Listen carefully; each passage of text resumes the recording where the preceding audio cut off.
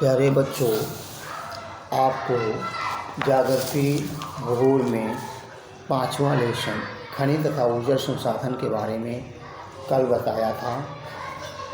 अब पुस्तक के अभी तो मैंने अपने मन से जो बताया उसको सुना। अब पुस्तक को पढ़ते हुए चलें और देखें, जहाँ कोई बात समझ नहीं आएगी आपको वो पूछेंगे या हम उसे एक्सप्लेन करने का, बताने का पूरा प्रयास करेंगे। देखें, खनिज और ऊर्जा संसाधन। खनिज हमारे जीवन के अभिन्न अंग हैं, अर्थात हम उनके बिना अब नहीं रह सकते, या रह भी सकते हैं तो वही आदिमानव जैसे नंग धड़ंग अवस्था में, निर्वस्त्र अवस्था में इधर उधर खाना बदोशी जीवन यापन करता था, उसी तरह से रह सकते हैं। अर्थात अब वो तो समय नहीं रहा नहीं, तो इसीलिए कहा गया है खनिज हमारे जीवन के अभिन्न अंग हैं।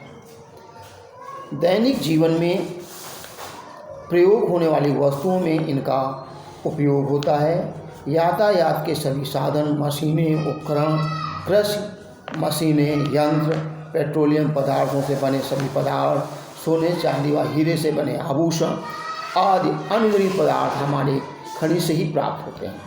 औद्योगिक विकास के आधार पर खनिज ही हैं। औद्योगिक विकास का आधार खनिज ही हैं। लोहा, कोयला दो ऐसे खनिज हैं जिनके बिना औद्योगिक प्रगति संभव नहीं है। खनिजों का सत्य के साधनों में महत्वपूर्ण स्थान है। वैसे रेलगाड़ियाँ, कारें, हवाई जहाज व अन्य दूसरे वाहन खनिजों से ही बने होते हैं। हम भोजन में भी खनिजों का प्रयोग करते हैं। मनुष्य ने विकास के सभी अवस्थाओं में अपनी आजीविका, सजावट, त्योहारों और धार्मिक अनुष्ठान आदि के लिए खनिजों का उपयोग किया है। खनिज दंतमंजन से एक उज्जवल मुस्कान। दंतमंजन आपके दांत साफ करते हैं।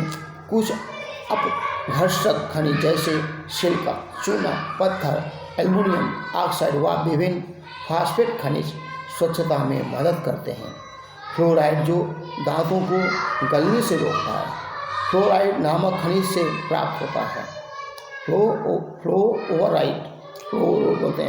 फ्लोओवराइड नामक खनिज से प्राप्त होता है। कौन सा? फ्लोराइड, जो दांतों को सड़ने से रोकता है। अधिकतर दंतमंजन टाइटेनियम ऑक्साइड से सफ़ेद बनाए जाते हैं, जो कि रेयोटाइल, एल्मेनाइट तथा एनेटेस नामक खनिजों से प्राप्त होते हैं। कुछ दंतमंजन को जो चमक प्रदान करते हैं, उनका कारण अभ्रक है। टूथब्रश व पेस्ट की ट्यूब पेट्रोलियम से प्राप्त प्लास्टिक से बनी होती है। जरा ध्यान से सोचें और बताएं, रोशनी देने वाले बल्ब में कितने खनिज प्रयुक्त होते हैं? एक रोशनी देने वाले बल्ब में 5 खनिज प्रयुक्त होते हैं। कांच, टंगस्टन, तांबा, एल्युमिनियम, डोलोमाइट। ये 5 पदार्थ खनिज मिनरल्स एक बल्ब में प्रयोग होते हैं। सभी सजीव वस्तुओं को खनिज की आवश्यकता होती है। क्यों? खनिजों के बिना जीवन प्रक्रिया नहीं चल सकती। यद्यपि हमारे कुल पौष्टिक उपभोग का केवल 0.3% भाग ही खनिज हैं, तथा ये इतने महत्वपूर्ण और गुणकारी हैं कि इनके बिना हम 99.7% भोज्य पदार्थों का उपयोग करने में असमर्थ होंगे। यानी जरा ध्यान से सोचें और बताएं। भोज्य पदार्थों पर अंकित पोषक तत्वों को इकट्ठा करें। पोषक तत्वों में भोज्य पदार्थ बिस्कुट है, 100 ग्राम मात्रा लगभग। कार्बोहाइड्रेट 76.2 ग्राम, प्रोटीन 8.7 ग्राम, वसा 12.1 ग्राम है। अब देखिए कहता है खनिज क्या है। भूवैज्ञानिकों की परिभाषा के अनुसार खनिज प्रकृति रूप में विद्यमान एक ऐसा समरूप तत्व है जिसकी एक निश्चित आंतरिक संरचना होती है। खनिज कठोर हीरे से लेकर नरम चूने के रूप में भी पाया जाता है। चट्टानों का निर्माण खनिजों द्वारा ही होता है। कुछ चट्टानें केवल एक खनिज से निर्मित होती हैं, तो कुछ चट्टानें अनेक खनिजों से मिलकर बनती हैं। अब तक 2000 से अधिक खनिजों की पहचान हो चुकी है। खनिज निश्चित तत्वों का सम्मिलित रूप है। इसमें सम्मिलित तत्वों का निर्माण उस समय के भौतिक एवं रासायनिक परिस्थितियों का परिणाम होता है। भौतिक व रासायनिक परिस्थितियों के कारण ही खनिजों में विविध रंग, कठोरता, चमक, घनत्व व क्रिस्टल रवे पाए जाते हैं। भूवैज्ञानिकों द्वारा ही इन्हीं विशेषताओं के आधार पर खनिजों का वर्गीकरण किया जाता है। भूगोलविदों व भूवैज्ञानिकों द्वारा खनिजों का अध्ययन। भूगोलविद स्थलाकृतियों की बेहतर जानकारी हेतु खनिजों का अध्ययन भूपृष्ठ के एक अंश के रूप में करते हैं। भूगोलवेत्ता खनिज संसाधनों के वितरण व खनिजों से संबंधित आर्थिक क्रियाओं में ज़्यादा रुचि रखते हैं, परंतु भूवैज्ञानिक खनिजों के निर्माण प्रक्रिया, उनकी आयुष व खनिजों की भौतिक रासायनिक संगठन से संबंधित विषयों की जानकारी रखते हैं। अब यहाँ पर खनिजों का वर्गीकरण किया गया है। मैंने खनिज दो प्रकार के बताए थे, मुख्यतः धात्विक और अधात्विक, लेकिन जो ऊर्जा संसाधन है वो भी खनिज होते हैं। तो इसलिए इसे धात्विक और अधात्विक और ऊर्जा खनिज संसाधनों में 3 भागों में डिवाइड किया है।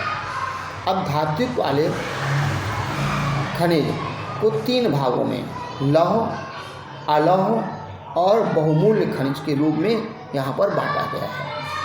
अब धात्विक में आपको बताया था कौन कौन से पदार्थ आते हैं, लोहा, तांबा, पीतल, ये आपके धात्विक में आते हैं। अधात्विक में अभ्रक, नमक, पोटाश, सल्फर, चूना, पत्थर, संगमरमर, बलुआ पत्थर, ये अधात्विक खनिज आते हैं। और ऊर्जा की कण के अंदर पेट्रोलियम, कोयला, प्राकृतिक पदार्थ आते हैं।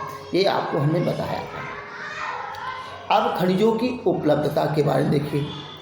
खनिज अयस्कों से प्राप्त होते हैं। अयस्को जो मूल रूप में खनिज निकाला जाता है, जो प्रारंभिक अवस्था में, वह अयस्क कहलाता है उसका। किसी भी खनिज में तत्वों और अवयवों के मिश्रण के लिए अयस्क शब्द का प्रयोग किया जाता है। जब अयस्क में खनिज का मिश्रण पर्याप्त मात्रा में होता है, तब खनन का आर्थिक महत्व भी बढ़ जाता है। खनिज सामान्यतः निम्नलिखित शैल समूहों से प्राप्त होते हैं। अग्नि व कायांतरित चट्टानों में खनिज उनके जड़ों, दरारों व भ्रंशों आदि में पाए जाते हैं। इन शैलों में खनिजों का निर्माण तरल और गैसीय अवस्था में होता है। जस्ता, तांबा, सीसा, जिंक आदि खनिज चट्टानों में पाए जाते हैं। अवसादी चट्टानों के संस्तारों में भी अनेक खनिज मिलते हैं। इनमें से खनिजों का निर्माण क्षैतिज परतों में निक्षेपण, जमाव व संचयन आदि से होता है। कोयला, जिप्स, पोटाश नमक, सोडियम नमक आदि खनिज अवसादी चट्टानों में ही पाए जाते हैं। धरातली चट्टानों के अपघटन से भी खनिजों का निर्माण होता है। बॉक्साइट का निर्माण चट्टानों के अपघटन द्वारा ही होता है। पहाड़ियों के आधार पर तथा घाटी के तल के रेत में जलोढ़ जमाव के रूप में भी कुछ खनिज मिलते हैं। इनमें प्रायः ऐसे खनिज होते हैं जो जल द्वारा घर्षित नहीं होते। इन खनिजों में सोना, चांदी, टिन, प्लेटिनम मुख्य होते हैं। महासागरीय जल में बड़ी मात्रा में खनिज पाए जाते हैं। सामान्य नमक, मैग्नीशियम, ब्रोमाइन, मैग्नीज महासागरीय जल में पाए जाने वाले खनिज हैं। अब रेड होल खनन क्या है? भारत में अधिकांश खनिज राष्ट्रीयकृत हैं और इसका निष्कर्षण सरकारी अनुमति के पश्चात ही होता है, किंतु उत्तरी पूर्वी भारत में अधिकांश जनजातीय क्षेत्रों में खनिजों का स्वामित्व व्यक्तिगत व समुदायों में प्राप्त है। मेघालय में कोयला, लौह अयस्क, चूना पत्थर व डोलोमाइट के विशाल निक्षेप पाए जाते हैं, जो वायु व चेरापूंजी में कोयले का खनन परिवार के सदस्यों द्वारा लंबी संकीर्ण सुरंग के रूप में किया जाता है, जिसे रेड होल खनन कहते हैं। रेड होल खनन को नेशनल ग्रीन ट्रिब्यूनल ने अवैध घोषित किया है। ये सलाह दी है कि इसे अविलंब रोका जाना चाहिए। खुली खादान क्या है?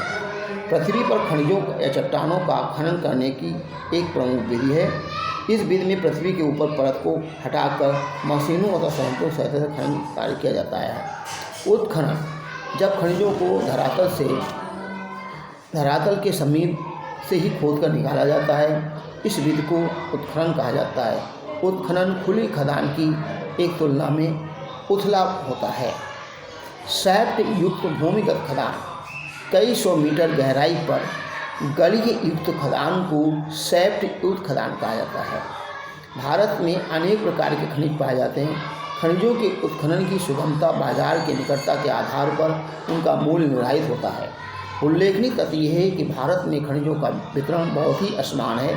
प्रायद्वीपीय चट्टानों में कोयले, धात्य खनिज, अभ्रक व अनेक अधात्य खनिजों के अधिकतर भंडार हैं, जो गुजरात और असम की तलहटी चट्टानों में अधिकांश खनिज तेल निक्षेप पाए जाते हैं। इस प्रकार राजस्थान में अनेक अलौह खनिज पाए जाते हैं, जबकि उत्तरी भारत में विस्तृत जलोढ़ मैदान आर्थिक महत्व के खनिजों की दृष्टि से नगण्य हैं। लौह खनिज, भारत में लौह खनिज की दृष्टि से एक धनी देश है।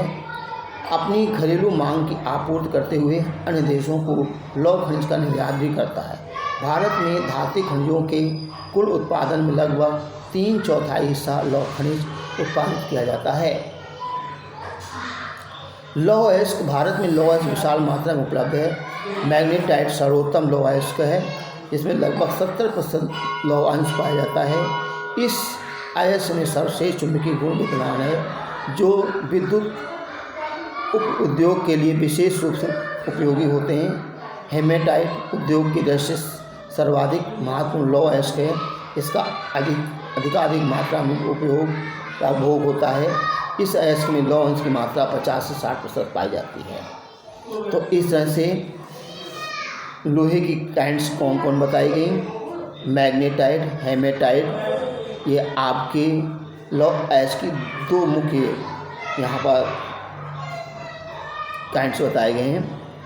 मैग्नेटाइट, हेमेटाइट, ये दो मुख्य यहाँ पर हैं, और इसके अलावा और भी हैं जो आपको आगे हम बताएंगे। इतना पढ़ करके आइए। धन्यवाद।